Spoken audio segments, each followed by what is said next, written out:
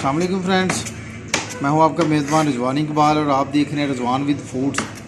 तो ये देख सकते हैं आप 7 स्टार पिज़्ज़ा रेडी होने के लिए जा रहा है जनाब। और कबाब जो हैं वो लग गए हैं। अभी हम इसको थोड़ा सा और बेहतर करते हैं और आपको दिखाते हैं जी। मलाई बोटी सॉस जो है इसमें ऐड हो चुकी है जी, मलाई बोटी सॉस।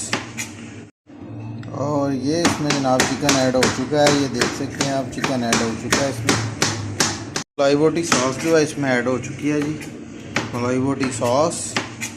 ये जनाब इसमें चीज़ हमारा ऐड हो चुका है, ये आप देख सकते हैं हमारा चीज़ की फिलिंग हो चुकी है जी इसमें। और ये जनाब इसमें हम अपनी टॉपिंग जो है वो ऐड कर रहे हैं जी। तो इसमें आप टॉपिंग देख सकते हैं, ये हमारी टॉपिंग हो गई है। अब इसको हम ओवन में रखेंगे और इसको ये किया जाएगा। और ये हमारा 7 स्टार रेडी हो चुका है जी, आप देख सकते हैं।